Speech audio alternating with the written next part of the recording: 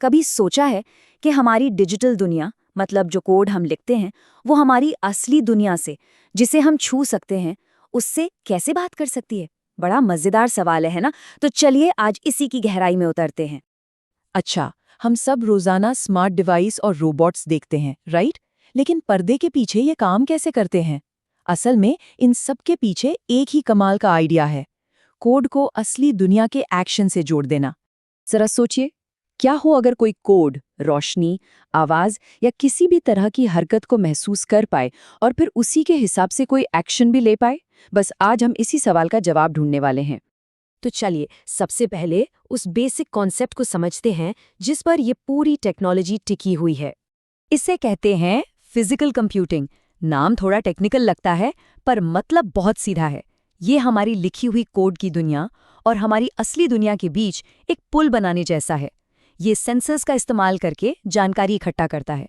मान लीजिए कमरे में कितनी रोशनी है, और फिर एक्चुएटर्स का इस्तेमाल करके कोई एक्शन लेता है, जैसे उसी रोशनी के हिसाब से एक बल्ब जला देना।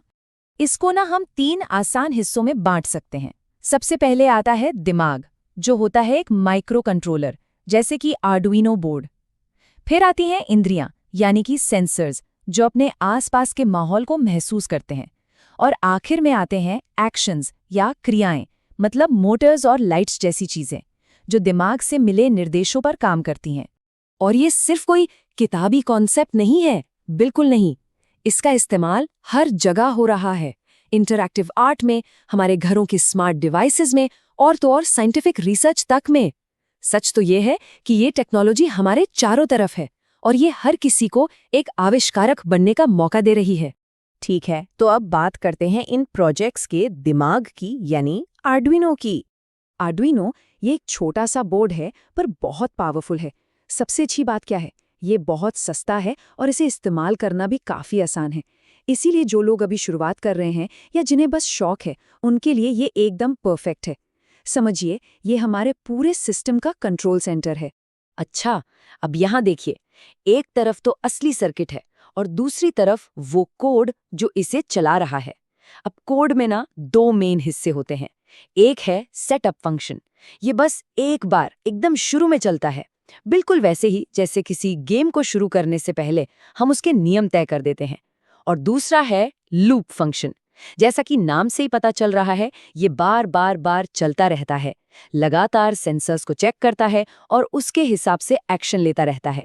तो दिमाग तो हमारे पास आ गया। अब आता है सबसे मजेदार हिस्सा। इससे इंद्रियां, यानी कि सेंसर्स कैसे दिए जाएं ताकि ये अपने आसपास की दुनिया को महसूस कर सकें। ये है एक अल्ट्रासोनिक सेंसर। ये क्या करता है? ये ऐसी साउंड वेव्स भेजता है जिनकी फ्रीक्वेंसी इतनी ज्यादा होती है कि हम इंसान उन्हें सुन नहीं सकते। फिर ये बस इंतजार करता है कि वो वेव्स किसी चीज से टकरा कर वापस कब आती हैं। ये बिल्कुल बिल्कुल एक चमगादड़ के सोनार सिस्टम की तरह काम करता है। जैसे चमगादड़ अंधेरे में उड़ने के लिए आवाज का इस्तेमाल करते हैं ना, ये सेंसर भी दूरी नापने के लिए ठीक वही तरीका अपनाता है। कमाल है ना? और सिर्फ इस एक सेंसर से क्या क्या कमाल की चीजें बन सकती हैं। ऐसे रोबोट जो दीवारों से नहीं टकराते, गाड़ियों के लिए पार्किंग असिस्टेंट, और यहाँ तक कि वो स्मार्ट डस्टबिन भी जो किसी के पास आने पर अपने आप खुल जाते हैं। अगला सेंसर है एक इलेक्ट्रॉनिक नाक। हाँ, बिल्कुल सही सुना।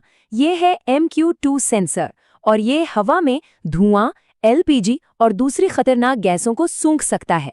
और इसके काम करने का तरीका भी बहुत सिंपल है। जैसे ही कोई धुआं या गैस इसके पास आती है, ये बस एक स्विच ऑन कर देता है और हमारे आर्डुइनो को एक अलर्ट सिग्नल भेज देता है। बस इतना ही। और आखिर में देखते हैं LDR को, यानी लाइट डिपेंडेंट रेजिस्टर। इसके तो नाम में ही इसका काम छिपा है। जब इस पर ज्यादा रोशनी पड़ती है तो इसका रेजिस्टेंस, मतलब रुकावट, कम हो जाती है, और जब अंधेरा होता है तो ये रुकावट बढ़ जाती है। ये छोटा सा कंपोनेंट बहुत काम का है। जो ऑटोमेटिक स्ट्रीट लाइट्स होती हैं, घरों में जो लाइट डिमर्स होते हैं, और एनर्जी बचाने वाले कई डिवाइस, उन सब में यही लगा होता है। ये सब बस रोशनी के लेवल के हिसाब से काम करते हैं। ठीक है, तो हमारे पास दिमाग भी है और इंद्रियां भी। अब सवाल ये है कि इन सबको एक साथ जोड़कर काम कैसे करवाया जाए। असली चैलेंज तो ये है कि सेंसर से जो जानकारी मिल रही है उसके बेस पर आर्डुइनो को फैसला लेना कैसे सिखाएं? वो कैसे तय करेगा कि अब क्या करना है? इसका जवाब छिपा है कंडीशनल लॉजिक में। सीधी सीधी भाषा में कहें तो इफ एल्स स्टेटमेंट। मतलब अगर कोई कंडीशन पूरी होती है तो ये वाला काम करो, वरना कोई दूसरा काम करो, बस।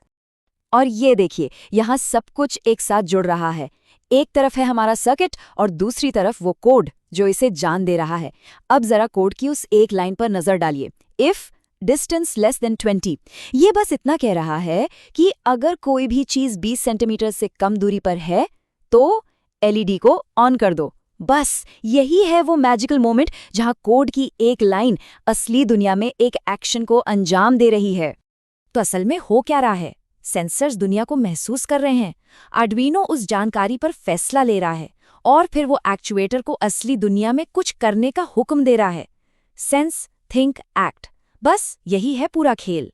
जैसा कि कहा गया है, सीखें, बनाएं और रचें। ये पूरी प्रोसेस सिर्फ टेक्नोलॉजी सिखाने के बारे में नहीं है, ये तो क्रिएटिव तरीके से प्रॉब्लम्स को सॉल्व करना सिखाती है। तो अब जब ये सारे बिल्डिंग ब्लॉक्स समझ आ गए हैं, एक दिमाग, सेंस करने की पावर और एक्शन लेने की काबिलियत, तो सबसे बड़ा सवाल ये है कि इन चीज़ों से बनाया क्या जाएगा? क्योंकि सच पूछिए तो इसकी कोई सीमा नहीं है, संभावनाएं अनंत हैं।